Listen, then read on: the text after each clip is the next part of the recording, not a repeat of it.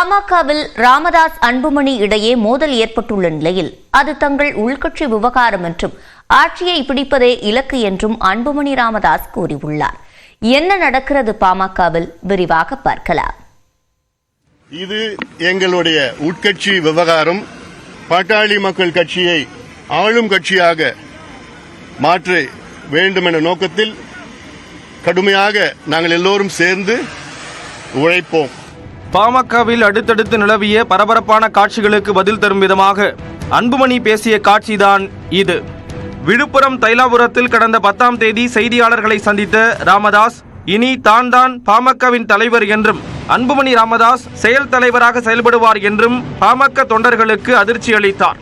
2026 சட்டமன்ற தேர்தலை எதிர்கொண்டு இந்த முடிவு எடுக்கப்பட்டதாக ராமதாஸ் கூறினாலும் கடந்த டிசம்பரில் பாமக சிறப்பு பொதுக்குழுவில் நிகழ்ந்த சம்பவம்தான் காரணம் என கூறப்பட்டது. பாமகவின் இளைஞரணி தலைவராக தனது மகள் வழி பேரன் முகுந்தன் பரசுராமனை ராமதாஸ் நியமித்ததற்கு மேடையிலேயே அன்புமணி எதிர்ப்பு தெரிவித்த நிலையில் அதுவே இந்த திடீர் முடிவுக்கு காரணம் என கூறப்பட்டது. இந்நிலையில் ராமதாஸுக்கு பதிலடி கொடுக்கும் வகையில் பாமகவின் தலைவராக தொடர்ந்து செயல்படுவேன் என அன்புமணி ராமதாஸ் அறிக்கை ஒன்றை வெளியிட்டார். அன்புமணியின் அறிவிப்பை திண்டிவனத்தில் தொண்டர்கள் பட்டாசு வெடித்து கொண்டாடினர்.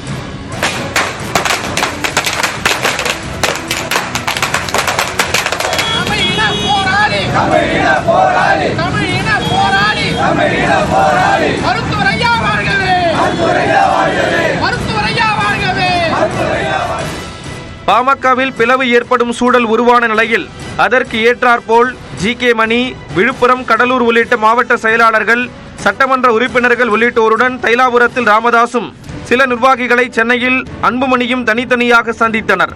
தைலாபுரம் கூட்டத்தை தொடர்ந்து செய்தியாளர்களை சந்தித்த ஜி.கே. மணி, ராமதாசும் அன்புமணியும் மிக விரைவில் இணைவார்கள் என்றார். மிக விரைவில் இருவரும் சந்திப்பார்கள், பேசுவார்கள், நிகழ்ச்சிகள்லாம் மாநாடுகள் மற்ற பணிகளை இருவரும் சேர்த்து செய்வார்கள். இதனிடையே இந்த பிரச்சனைக்கு மூல காரணியான முகுந்தன் சென்னை அக்கரையில் உள்ள அன்புமணி வீட்டிற்கு சென்று சமாதான பேச்சுவார்த்தை நடத்தினார். அவரை தொடர்ந்து வன்னியர் சங்க மாநில செயலாளர் சேலம் கார்த்திக், பாமக வழக்கறிஞர் பிரிவு செயலாளர் பாலு உள்ளிட்டோர் அன்புமணியுடன் ஆலோசனை நடத்தினர். இதையடுத்து சென்னை அடுத்த திருவிடந்தையில் சித்திரை முழுநிலவு இளைஞர் பெருவிழா மாநாடு நடைபெறும் இடத்தை ஆய்வு செய்ய சென்ற அன்புமணி வடியில் பனையூரில் கட்சி நிர்வாகிகளை சந்தித்து பேசினார். திருவிடந்தையில் செய்தியாளர்களை சந்தித்த அன்புமணி ராமதாஸின் வழிகாட்டுதலில் பாமகவை தமிழ்நாட்டில் ஆளும் கட்சியாக மாற்றுவதற்கு கடுமையாக உழைப்போம் என ட்விஸ்ட் கொடுத்தார். இது எங்களுடைய உட்கட்சி விவகாரம். மருத்துவர் ஐயா அவர்களுடைய வழிகாட்டுதலுடன் அவர்களுடைய கொள்கையை நிலைநாட்ட பாட்டாளி மக்கள் கட்சியை ஒரு கட்டத்தில் தமிழ்நாட்டின் ஆளும் கட்சியாக மாற்ற வேண்டும் என்ற நோக்கத்தில் கடுமையாக நாங்கள் எல்லோரும் சேர்ந்து உழைப்போம். இதனிடையே தைலாபுரம் தோட்டத்தில் ராமதாஸ் உடனான ஆலோசனைக்கு பின் மாலையில் செய்தியாளர்களை சந்தித்த ஜி.கே. மணி மாநாட்டு திடலில் ராமதாஸ் அன்புமணி ஒன்றாக தோன்றுவார்கள் என கூறினார். எங்கள் மருத்துவர் ஐயா அவர்கள் நேற்று திடீரென ஒரு அறிவிப்பை வெளியிட்டிருக்கிறார்கள். யாரும் எதிர்பாராத வண்ணம் திடீர்னு ஒரு அறிவிப்பை வெளியிட்டிருக்கிறார்கள். தந்தை மகனுக்கிடையே பனிப்போர் நிலவுவதாக கூறப்பட்ட நிலையில் அதற்கு தற்காலிக முற்றுப்புள்ளி வைத்துள்ளார் அன்புமணி.